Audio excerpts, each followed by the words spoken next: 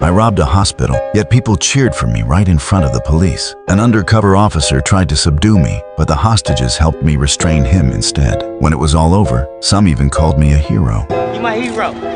All I wanted was to save my poor son. That day, my son was diagnosed with congenital heart disease. Destitute, I couldn't scrape together a single cent. I had no choice but to sell everything I owned and borrow from everyone I knew just to cover the first surgery. But the callous doctors threw us out of the hospital without mercy. Never in my life had I felt so helpless. Yet, I couldn't bear to watch my son die. Driven to desperation, I pulled a gun and took the doctors hostage, forcing them to operate on my son immediately. I locked the doors to prevent anyone from escaping, but I had no intention of denying treatment to other patients in need. Listen, all right, wait, listen, everybody.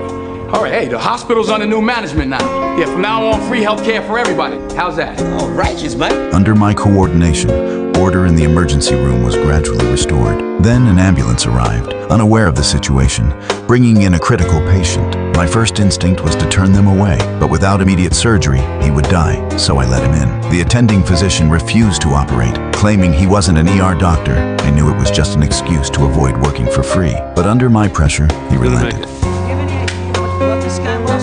It's incredible. He saved this man's life.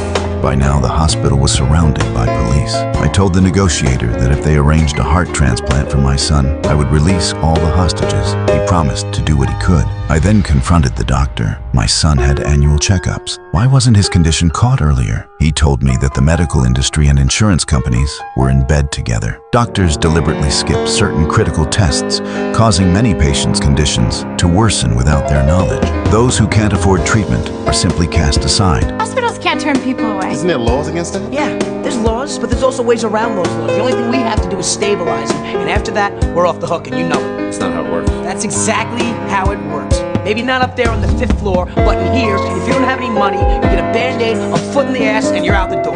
After hearing nothing from the police for a long time, I called to offer a gesture of goodwill, releasing some hostages early. To my surprise, when the released hostages were interviewed, they had nothing but praise for me. Ma'am, do you have any comments about the gunman? How cool! Very good, man! People in the crowd began speaking up in my defense. One person even made a bold statement on camera.